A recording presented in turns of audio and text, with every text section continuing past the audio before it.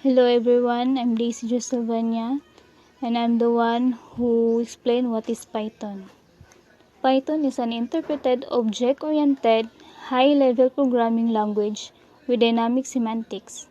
It's high-level built-in data structures combined with dynamic typing and dynamic binding make it very attractive for rapid application development, as well as for use as a scripting or glue language to connect existing components together. Python simple, easy to learn syntax emphasizes readability and therefore reduce the cost of program maintenance. Python supports modules and packages, which encourages program modularity and code reuse. The Python interpreter and the extensive standard library are available in source or binary form without charge for all major platforms and can be freely distributed. Python is dynamically typed and garbage collected. It supports multiple programming paradigms, including structured, object-oriented, and functional programming. Python is often described as a batteries included language due to its comprehensive standard library. Gideon Rosam began working on Python in the late 1980s as a successor to the ABC programming language and first released it in 1991 as Python 0.9.0. Python 2.0 was released in 2000 and introduced new features such as less comprehensions and a garbage collection system using reference counting. Python 3.0 was released in 2008 and was a major revision of the language that is not completely backward compatible and much Python 2 code does not run unmodified on Python 3.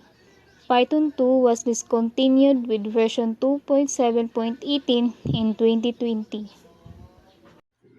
Hello everyone, this is Rosemarie Petagara.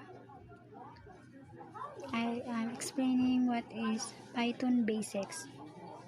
The Python language has many similarities to Perl, C, and Java. However, there are some definite differences between the languages. First, Python program. Let us execute programs in different modes of programming.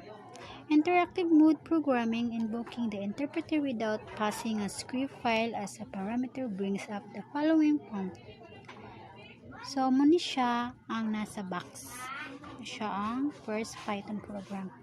And then, type the following text at the Python prompt and press the enter.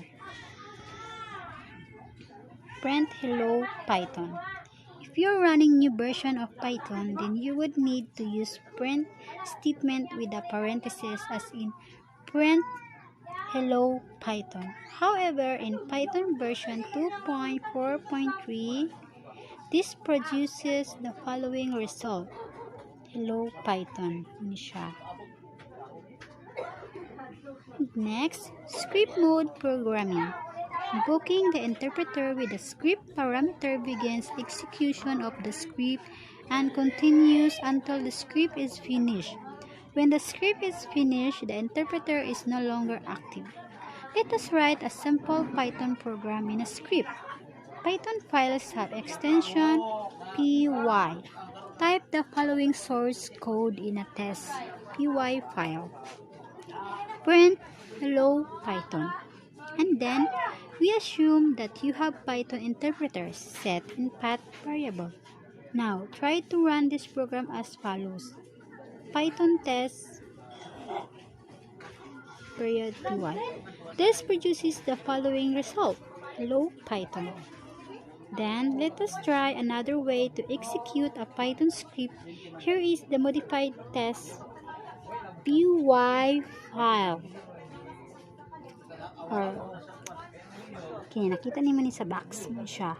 Then, we assume that you have Python interpreter available and USR pin directory. Now, try to run this program as follows. And then, we go to Python identifiers. A Python identifier is a name used to identify a variable, function, class, module, or other object. An identifier starts with a letter A to Z or a 2Z or an underscore, followed by 0 or more letters, underscores, and digits 0 to 9.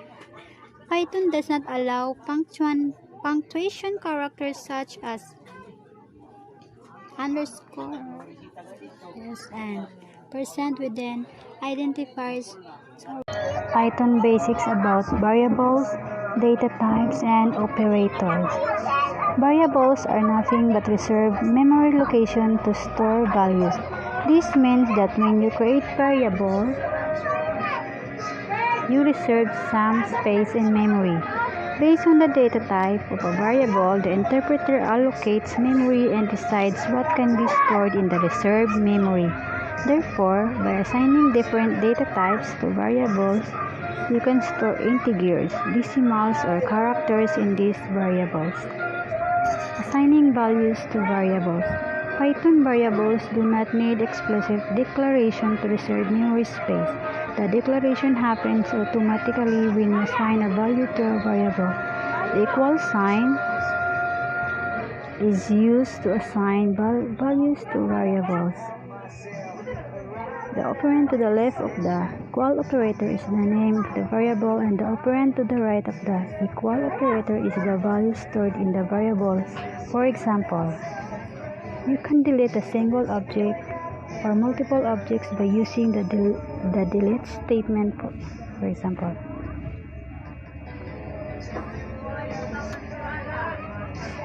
Hashtag #been Python counter equal 100 and hashtag an integer assignment miles equals 1000.0 hashtag a floating point name equals John hashtag a string print counter print miles and print name.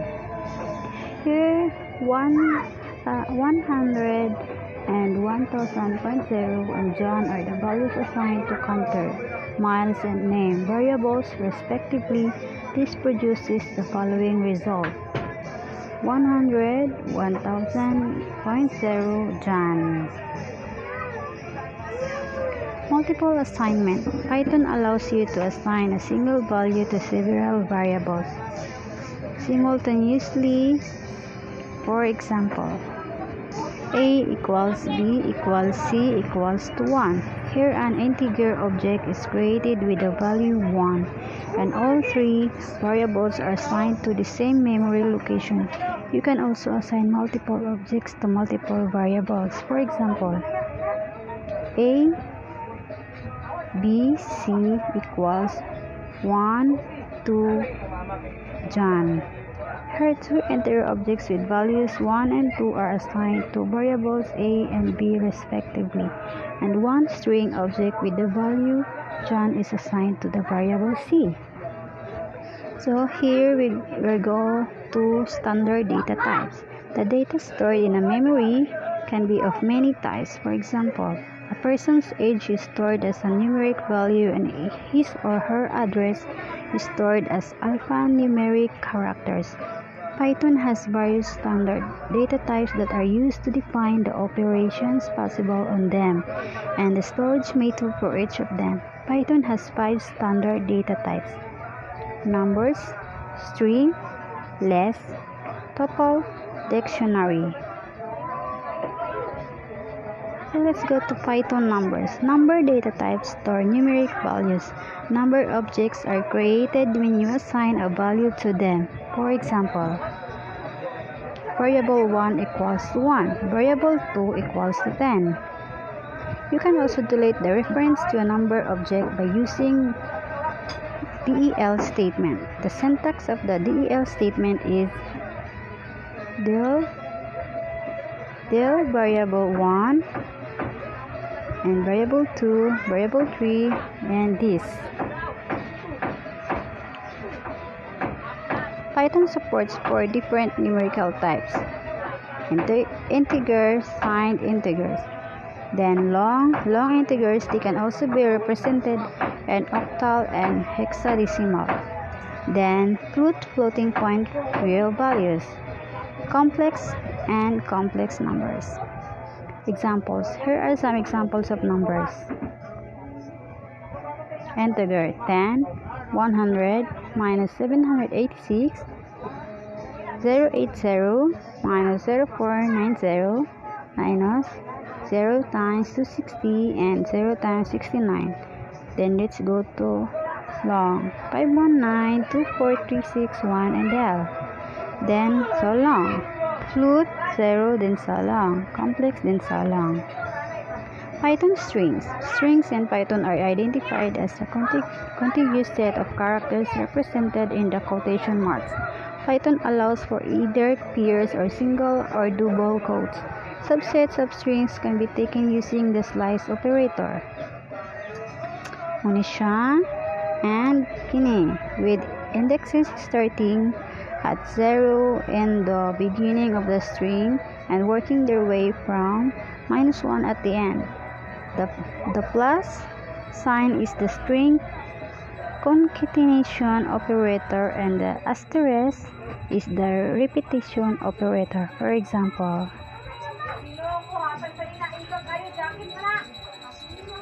ini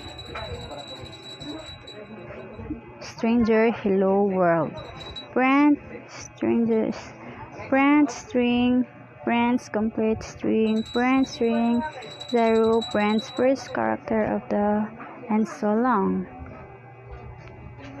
This produced the following result: ABC, 786, 2.23, then apostrophe John, then so long. Read it. Padulong sa ubos. Muna siya ang example. Following result. Then let's go to Python tuples. Tuple is another sequence data type that is similar to the list. A tuple consists of a number of values separated by commas. Unlike list, however, tuples are enclosed within parentheses. The main differences between lists and tuples are: lists are enclosed in brackets, and their elements and size can be changed, while tuples are enclosed in parentheses and cannot be updated. Tuples can be thought of a read-only list. For example, hindi siya nasa box example sa tuples. Kita ninyo, muna siya and so lang. This produced the following result: ABCD and then so long. The following code is invalid with tuple because we attempted to update a tuple, which is not allowed. Similar case is possible with list. Ini mo na siya. Tuple equals ABCD 786, 2.23 and John 70 and so long. Tuple. So hello everyone, I am Charismae E Dinsay and I will be discussing about variables and basic data types. So what are variables? Variables are used to store up data for later use. So si variables daw is storage, or dito na to i-store ang atong mga data. So, but for me, it is a temporary storage. Kaya nga naman, if ever mag-stop ang atong program, mawala naman po ni si variables, no? So the next is the basic data types. So basic data types is mo na siya ang klase sa mga data ang atong isulod dito sa atong variables. So pwede siya word, pwede siya text or word, or pwede po siya number, pwede po siya decimals. So we have basic data types. Natay string, natay int or integer, natay float, ug natay boolean or boolean, that's bool. So the first basic nato nga data types is string.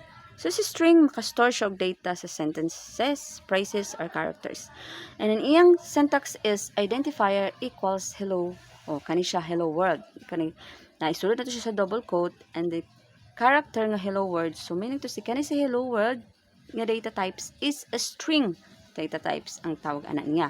So the next is si int or integer. Si integer makastore of numbers nga positive and negative numbers. So ang iyang syntax is identifier equals 5. So 5 pwede siya 1, 2, 3, 4, 5 and so on. Basta anything nga number, pwede po siya negative 5 or negative 1. So si float. Float is can store decimal numbers. So ang iyang syntax ani is identify equals the number nga naay decimal.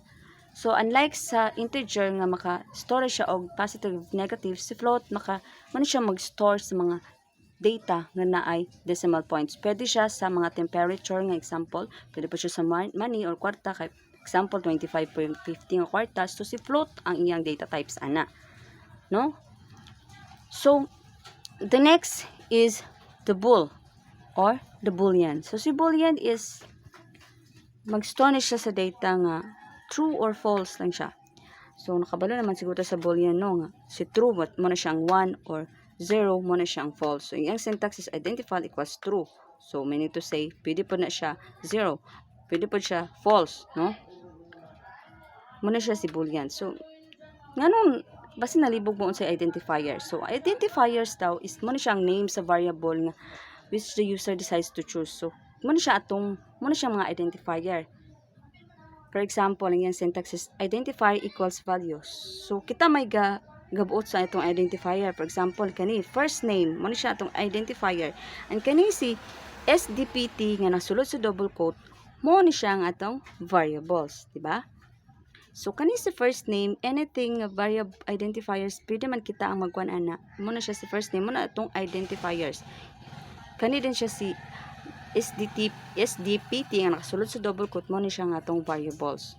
So we have also this last name, mo ni siya atong identifier.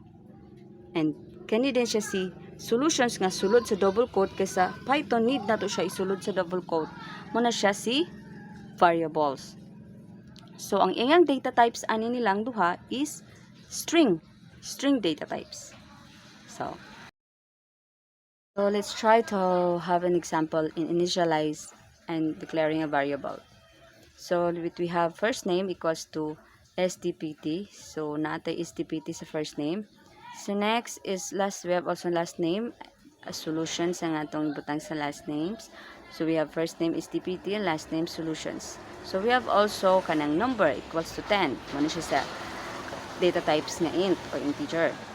So we have also money equals 25.50, example of float nga data types, no?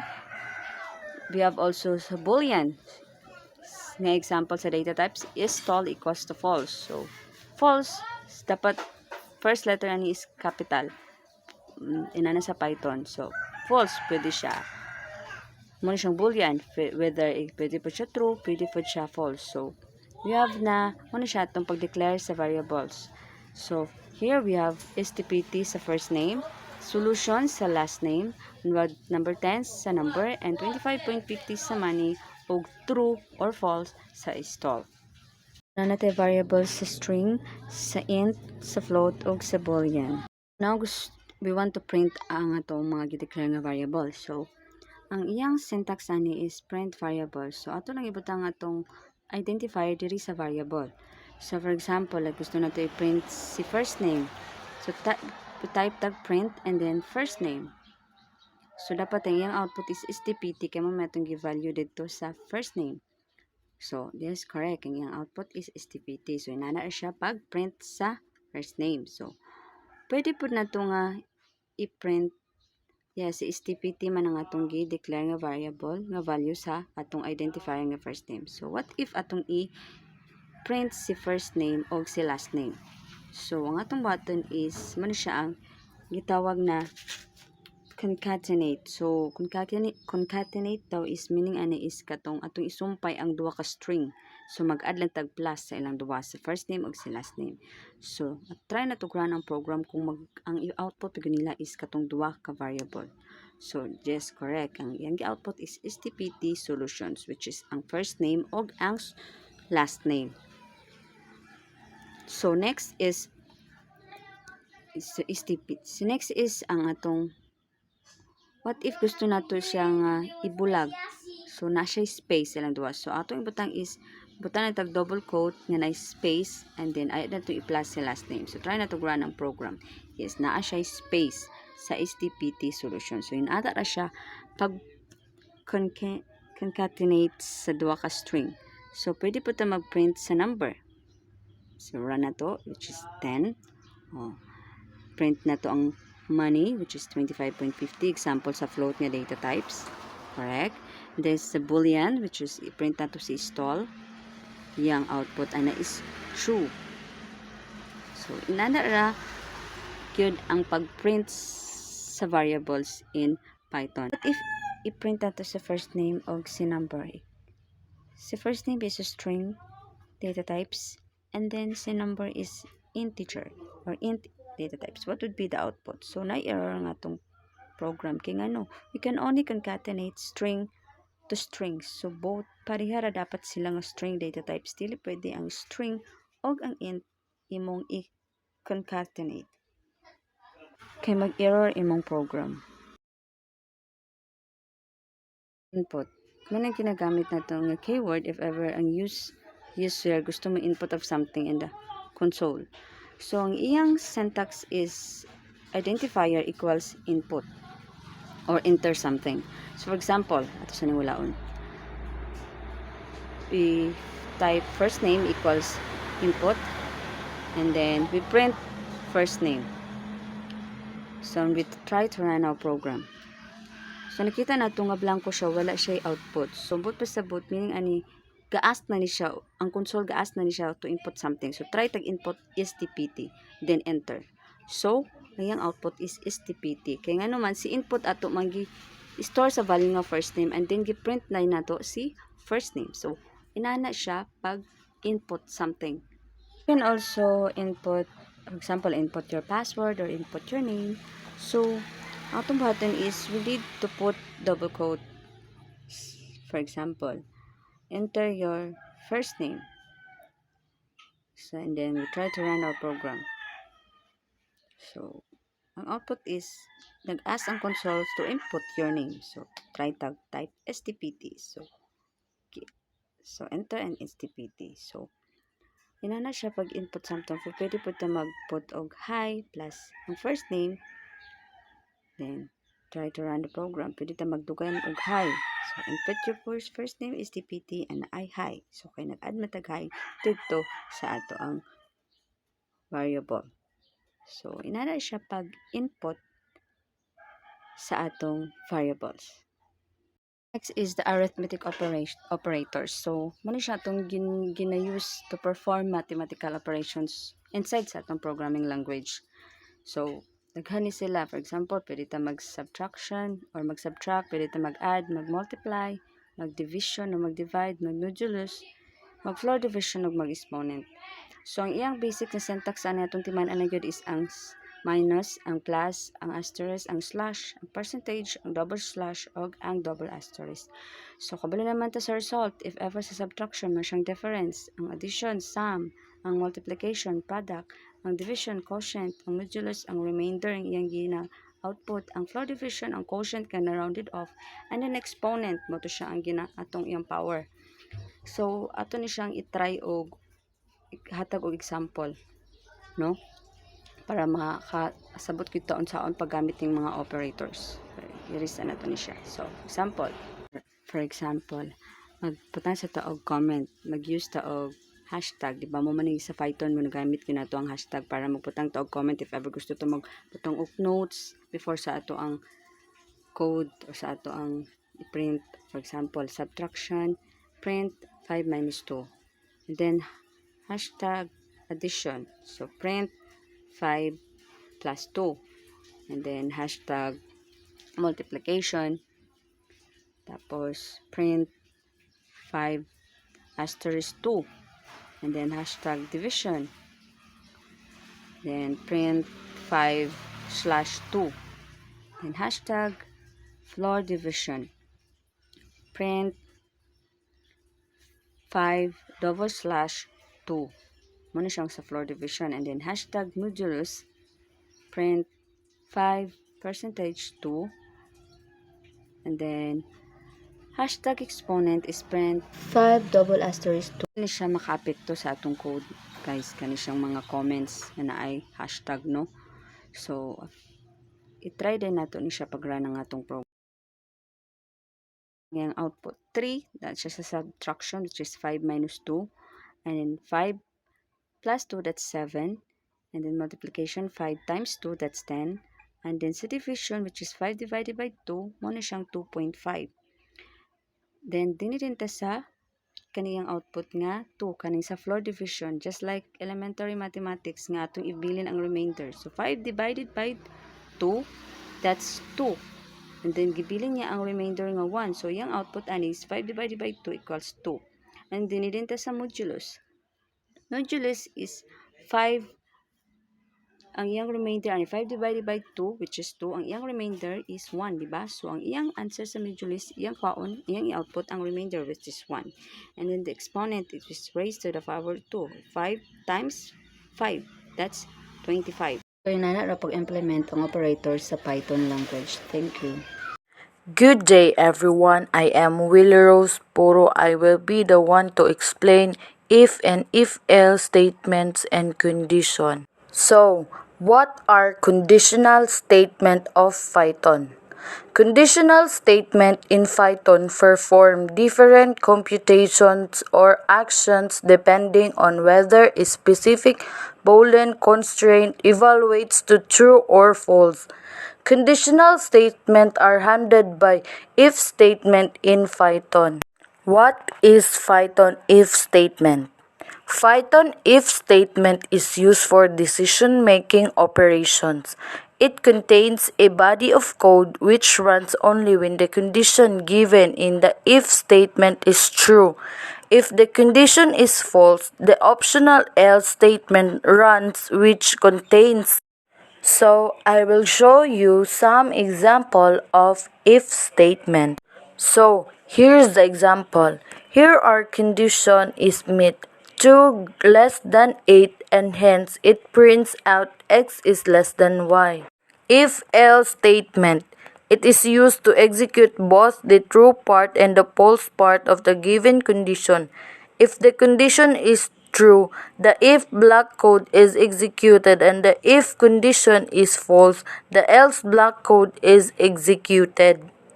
So, again, I will show you an example of if-else statement.